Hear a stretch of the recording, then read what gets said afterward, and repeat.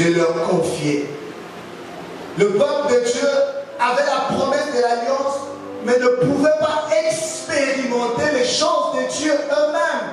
Voilà pourquoi ils partaient vers ceux-là qui étaient disposés, ceux-là qui étaient choisis par Dieu pour qu'ils puissent expérimenter les promesses de l'alliance. Voilà pourquoi quand les sacrificateurs rentraient dans les lieux saints, en ressortant, ils ressortaient le main levée pour bénir le peuple. Ils recevaient avec un rêve de Dieu, pour donner la direction au peuple de Dieu. Par contre, dans le Nouveau Testament, l'Esprit habite chez chaque croyant. Il n'est pas besoin de chercher la direction d'un homme. Dieu, dans sa volonté, il peut permettre qu'un homme arrive, qu'un homme vienne pour donner une orientation.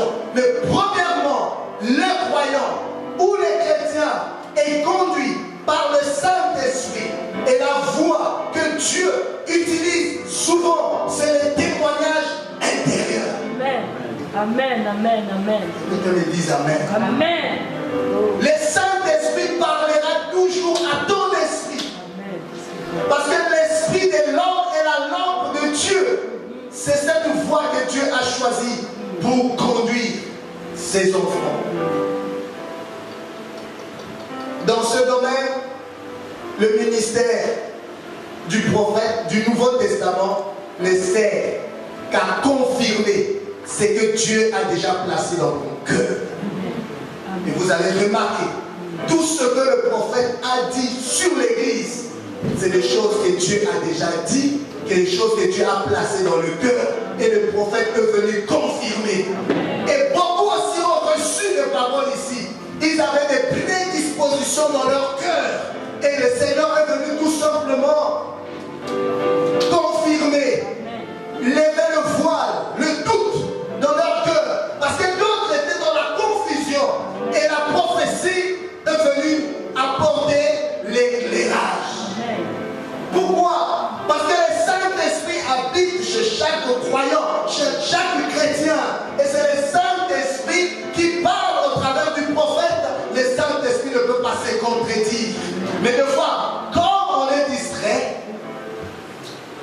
on ne capte pas. Comme on ne grandit pas dans les choses spirituelles, il est difficile de pouvoir capter le son de Dieu.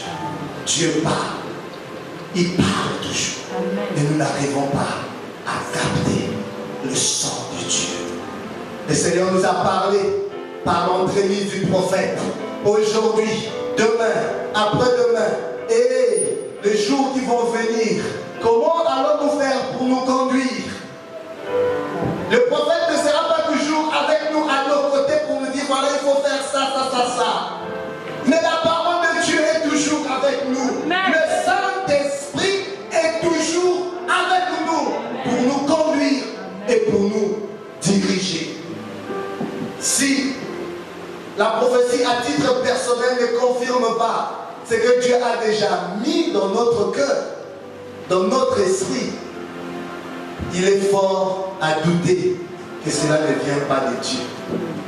Voilà pourquoi, dans 1 Thessaloniciens chapitre 5, verset 20 à 21, on nous dit ceci: nous ne devons pas rejeter les prophéties, parce qu'il y a une catégorie de gens qui sont contre les prophètes, qui sont contre la prophétie.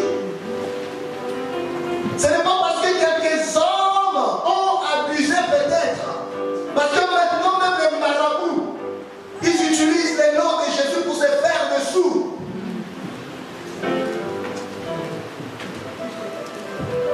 Alléluia. Des fois Dieu n'a pas parlé, mais les gens prennent quand même le courage de dire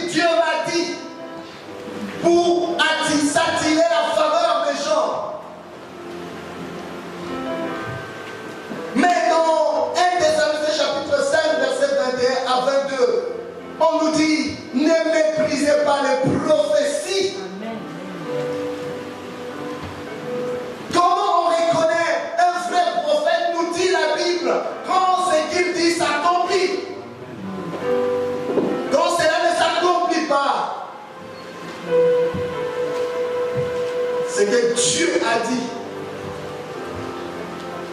soit c'était une mauvaise prophétie, soit c'est de la faute. Amen. Alléluia. Soit c'était une mauvaise prophétie.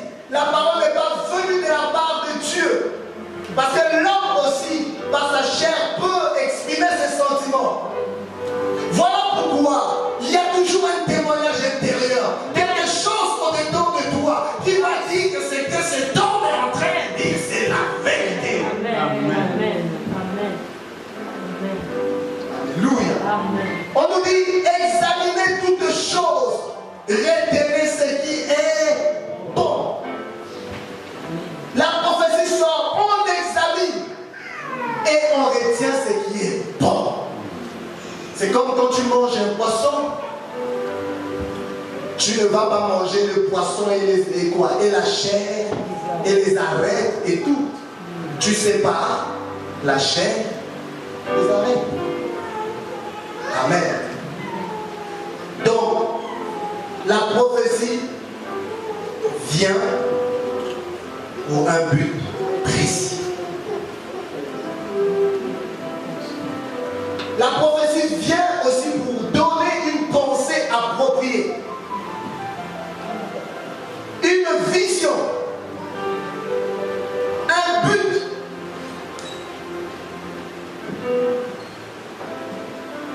C'est une parole qui t'est annoncée.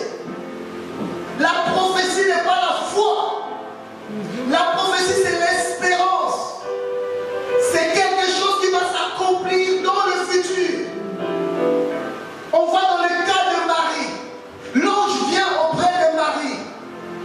L'ange dit à Marie, tu auras un fils. Mais Marie n'avait pas de fils là. Mais il lui dit, tu auras un fils. La prophétie vient donner une espérance. L'espérance n'est pas la foi. L'espérance doit se transformer en ferme assurance. Une ferme conviction. Donc on peut recevoir la pensée de Dieu. On peut recevoir la vision. Et ne pas recevoir. Disons, on peut entendre une parole, mais ne pas croire à cette parole. On peut entendre une parole et ne pas recevoir cette parole. C'est une parole qui t'a été annoncée. C'est une parole qui t'a été adressée. Tu peux soit la recevoir, comme tu peux soit la repousser. Pour les promesses de Dieu, il y en a qui ne dépendent pas de ce que l'homme peut faire. C'est d'arrêter comme ça. Dieu a dit et cela s'accomplira. Pas sans apport d'un homme. Mais il y a d'autres promesses de Dieu. Pour que cela s'accomplisse, il y a quelque chose que tu dois faire. Il faut rentrer en alliance avec Dieu. Voilà pourquoi des fois on te dira, sois fidèle à ce que tu as entendu. Il y a des choses à faire. Amen. Amen. Amen. Alléluia. Amen. Il y a des choses à faire. Si tu ne le fais pas, tu ne verras pas la matérialisation de ce qu'on t'a dit. Et tu risques même de traiter les gens de menteurs. Et c'est généralement ce qui se fait à l'église. Soit on ne reçoit pas la parole, soit on ne croit pas à cette parole. Quand on dit Amen, cela sort du bout des lèvres, mais pas vraiment dans le cœur. Il faut recevoir d'abord la parole. Marie a reçu cette parole. Elle a cru à cette parole. Elle a reçu cette parole au-dedans d'elle. Et cette parole s'est faite chair. Il faut que la parole rentre d'abord. Il faut qu'on accepte cette parole. Il faut que l'espérance soit transformée en ferme assurance. Je sais que je sais, c'est vrai. Alléluia. Et ça change ma façon de voir. Je change de perception. J'ai la